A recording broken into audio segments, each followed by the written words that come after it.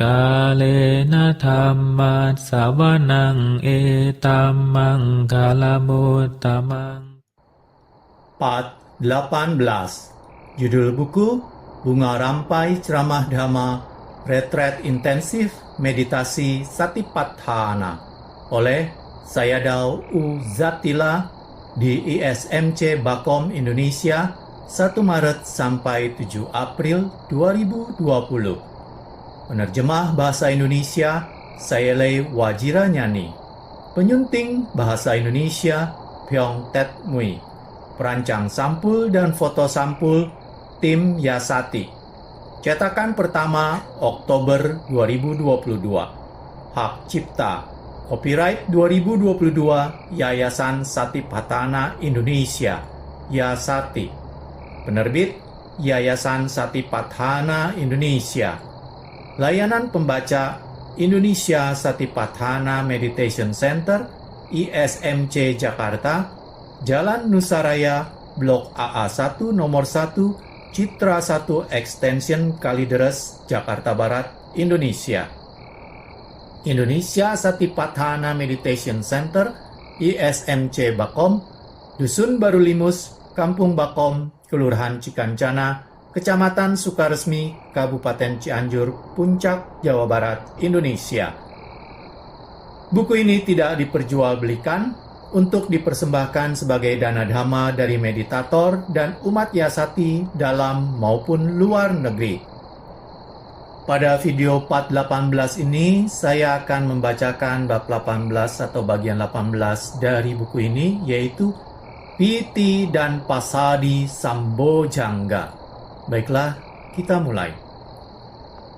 Buddha bersabda kepada para biku, "Biku yogi, jika ada piti sambojangga, kebahagiaan dhamma, Anda mengetahuinya. Ketika tidak ada, Anda mengetahuinya. Kebahagiaan dhamma ini muncul yang sebelumnya tidak ada, Anda mengetahuinya. Ketika mereka berkembang, Anda juga mengetahuinya." Piti sambojangga, ketika Anda sudah sampai pada pengetahuan pandangan terang Udaya Bayanyana. Pada saat itu, Anda melihat nama dan rupa selalu berubah dan berubah serta berganti. Biasanya seseorang melihat perubahan akan merasakan kesedihan. Tetapi ketika mereka mempraktekkan Dhamma, keadaannya berbeda. Ketika Anda mempraktekkan meditasi, Anda melakukan pengamatan pada nama dan rupa. Lalu Anda melihat nama dan rupa ini selalu berubah, tidak ada di bawah kendali Anda. Pada saat itu, Anda memiliki kebahagiaan Dhamma. Ada 5 macam kebahagiaan Dhamma yang biasa kerap kali muncul. Di sekujur tubuh ada piti. Lalu Anda merasakan tubuh Anda mengapung, seperti Anda duduk di atas gelombang. Sangat-sangat piti.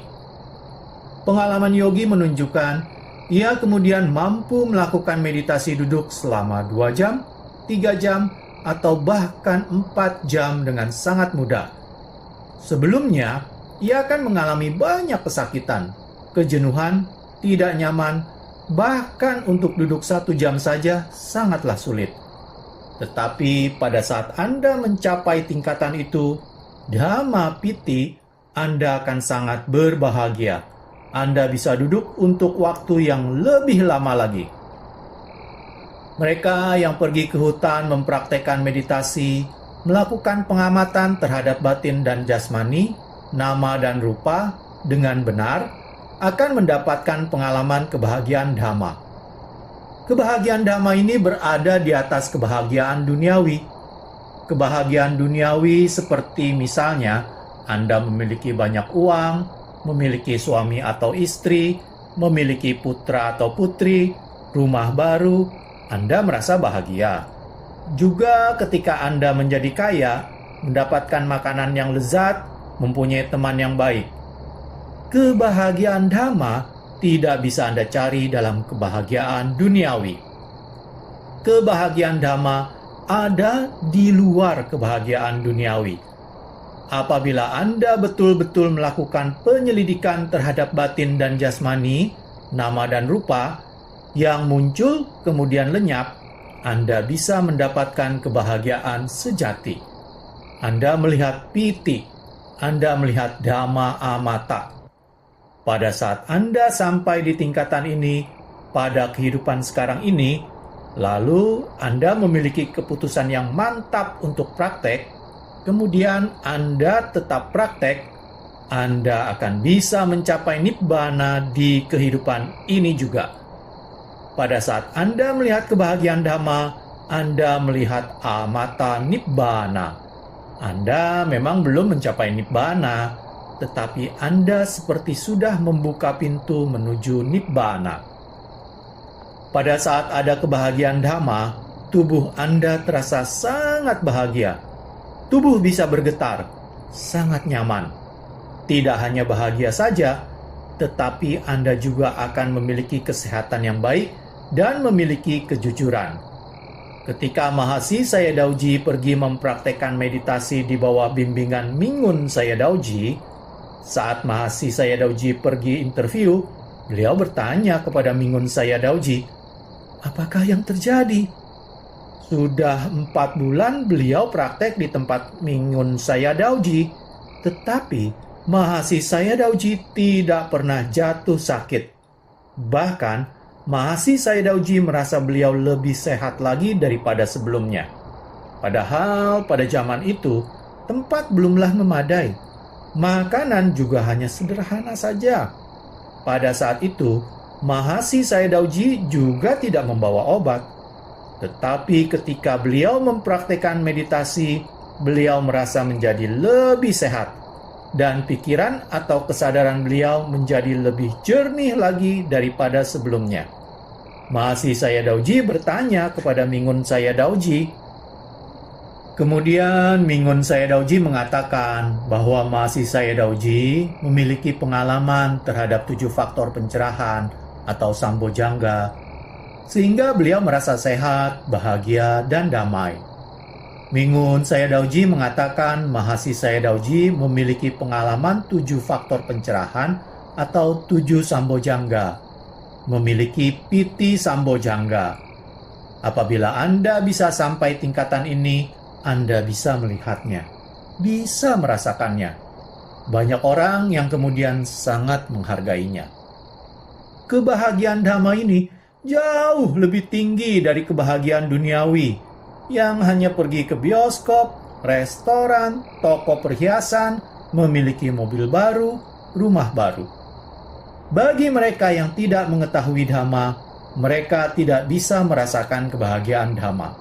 Tetapi ketika mereka mempraktikkan meditasi dan mereka mendapatkan kebahagiaan dhamma, mereka menjadi sangat menghargai kebahagiaan dhamma ini. Tidak menjadi persoalan apakah mereka terlahir dalam keluarga Kristen, Buddhis, ataupun Muslim.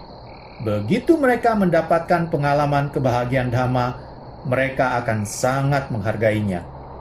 Bahkan, ada yang sebelumnya ingin meninggalkan prakteknya, setelah mendapatkan pengalaman kebahagiaan dhamma, mereka tidak jadi meninggalkan.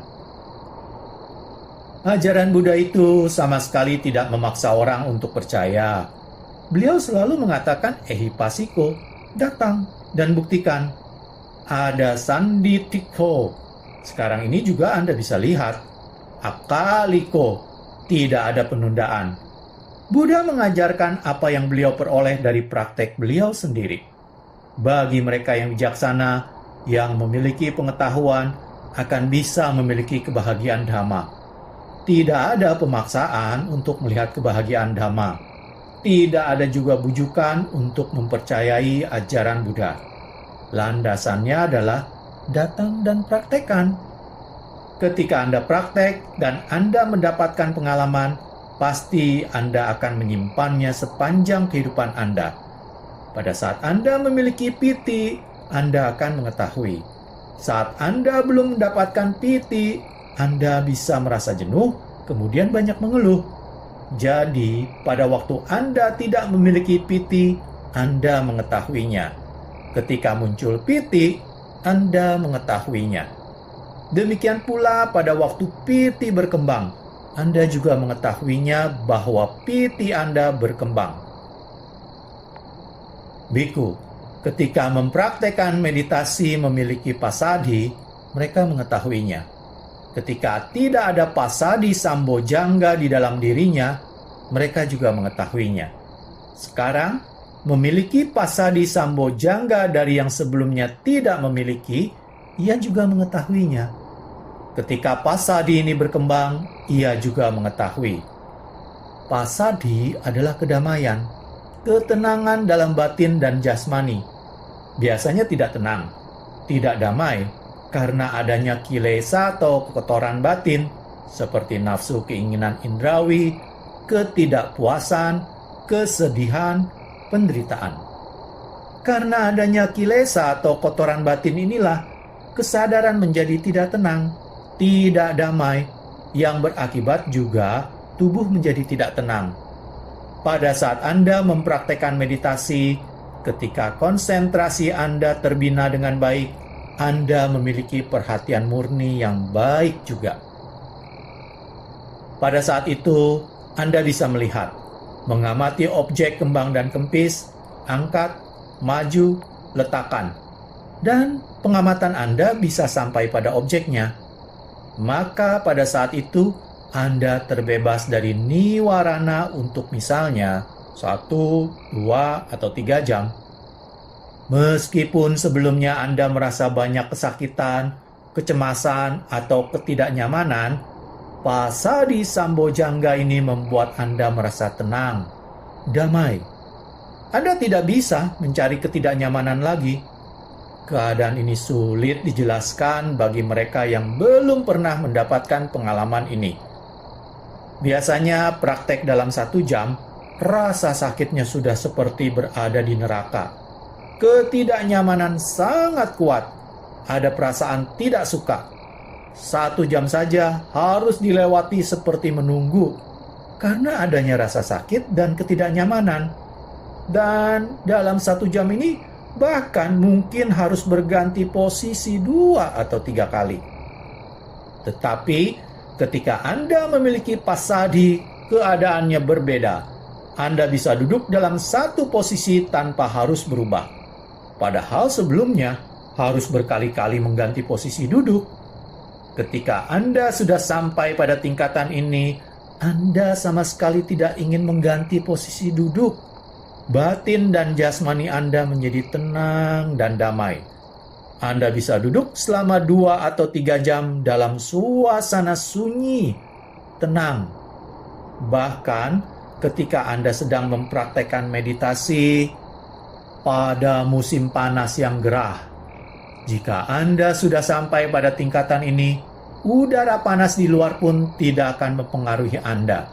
Batin dan jasmani Anda akan terasa sangat damai, seperti Anda berada di ruang berpenyejuk.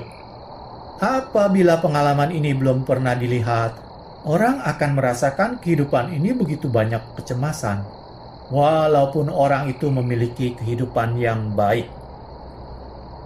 Sayadaw menceritakan kisah Biku Badia. Sebelum menjadi seorang biku, beliau adalah seorang pangeran. Setelah menjadi biku, beliau praktek dan berhasil mencabut seluruh kilesa serta mencapai tataran arahat. Pada suatu hari, beliau berdiam di bawah keteduhan pohon. Lalu beliau mengucapkan ujaran, "Betapa damainya saat ini. Betapa damainya sekarang ini." Itulah ungkapan beliau. Pada saat itu, biku yang belum mengetahui Dhamma berpikir Biku Badia merindukan kehidupannya sebagai umat awam, sehingga mengucapkan kata-kata betapa damainya saat ini. Hal itu lalu dilaporkan kepada Buddha. Mereka mengatakan bahwa Biku Badia merindukan kehidupannya sebagai umat awam. Lalu Buddha memanggil Biku Badia dan bertanya, apakah ia merindukan kehidupannya sebagai umat awam? Biku Badia menjawab, "Tidak, saya merasa damai." Lalu ditanya lebih lanjut, mengapa merasa damai? Biku Badia menjelaskan, ketika hidup sebagai pangeran, walaupun memiliki banyak pembantu, ada banyak wanita, tetap ia diliputi kecemasan. Karena pada zaman itu belum seperti sekarang, orang bisa datang membunuh agar bisa menggantikannya sebagai raja atau pangeran. Jadi pada saat itu, apabila raja atau pangeran diserang atau dibunuh, maka penyerangnya bisa menggantikan menjadi raja atau pangeran. Jadi mereka hidup dalam kecemasan, karena orang sewaktu-waktu bisa membunuh mereka untuk menggantikan posisinya. Bahkan anaknya sendiri pun bisa membunuhnya. Ini banyak terjadi di negara-negara zaman itu. Seorang anak membunuh orang tuanya untuk bisa menggantikan menjadi raja. Seperti Ajatasattu yang membunuh ayahnya agar bisa menjadi raja. Hal ini biasa terjadi di masa lalu. Kadang-kadang, saudara lelaki membunuh saudaranya sendiri. Biku Badia menyatakan, ketika hidup sebagai umat awam, ia sungguh tidak merasakan kedamaian. Hidup di istana, ia diliputi kecemasan. Sekarang, tidak ada yang perlu dicemaskan. Tidak ada uang, tidak ada harta benda. Sudah terbebas dari semua penderitaan, dan beliau merasakan kedamaian. Sekarang beliau sangat menghargai kebahagiaan itu. Beliau menyatakan, bukan karena merindukan kehidupannya sebagai umat awam. Biku Badia mengatakan bahwa ini sungguh betul-betul kedamaian. Kalau Anda tidak mempunyai kebahagiaan seperti itu, Anda akan merasa berbeda. Sayadaw menceritakan satu kisah lucu.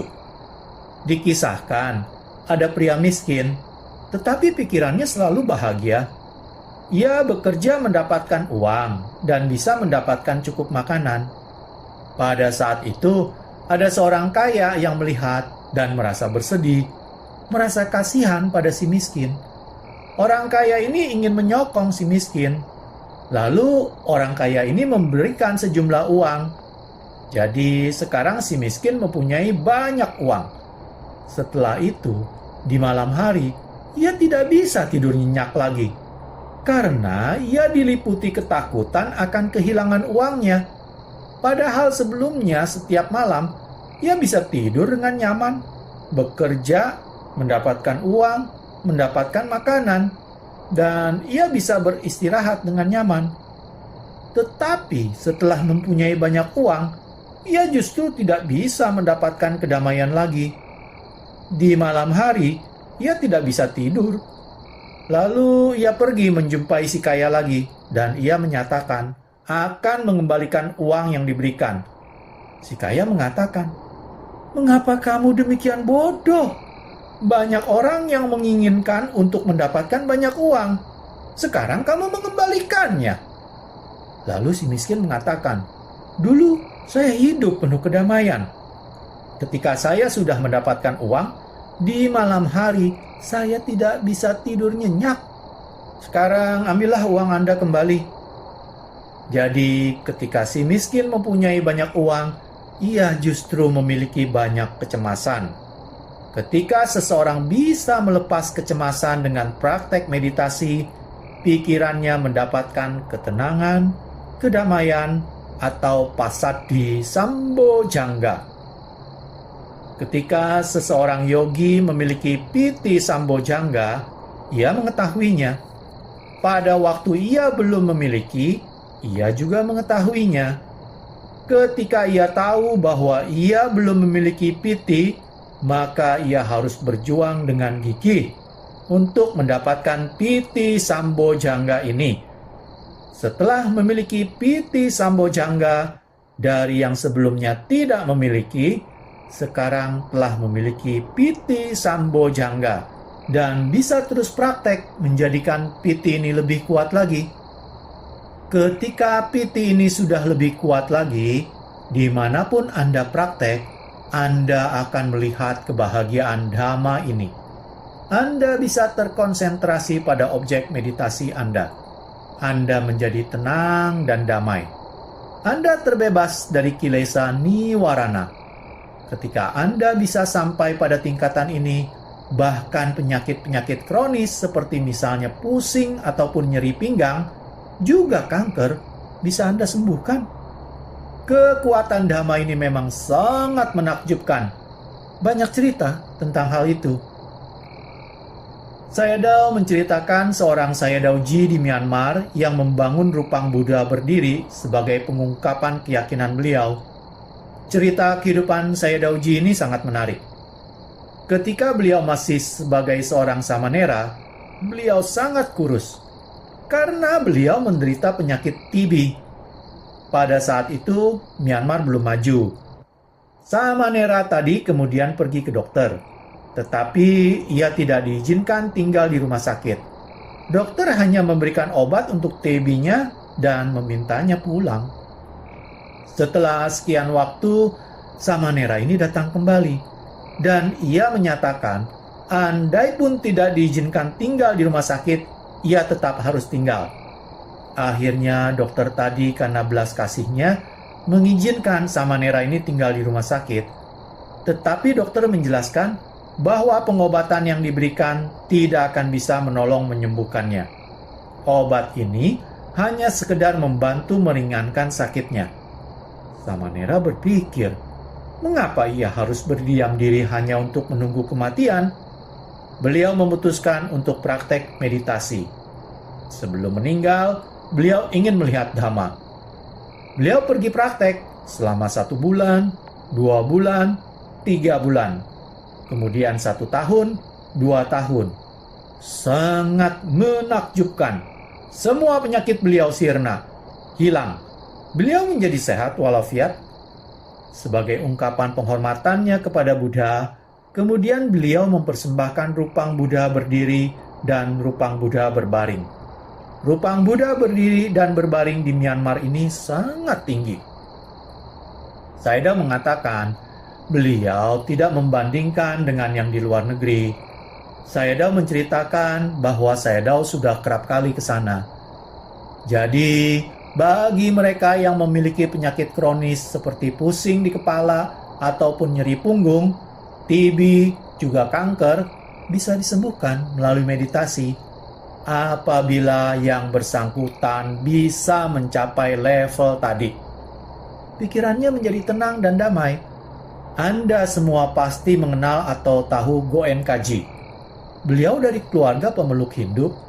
Beliau mengalami penyakit kronis. Beliau sudah ke dokter, tetapi penyakit beliau tidak juga sembuh. Pada suatu ketika, beliau pergi untuk mempraktekkan retret meditasi ini selama 10 hari. Sangat menakjubkan. Penyakitnya semuanya lenyap, semuanya hilang. Karena itu ada keyakinan yang sangat kuat pada Goen Kaji. Beliau mengabdikan sisa kehidupannya untuk mengajar sadhu, sadhu, sadhu. Demikianlah, selesai sudah saya membacakan bagian 18 atau bab 18, Piti dan Pasadi Sambojangga. Dan pada video part selanjutnya, video part 19, saya akan membacakan bagian 19 atau part 19 dari buku ini, yaitu 7 faktor pencerahan. Terima kasih. Kalena dhamma savanang etammang kalamutamang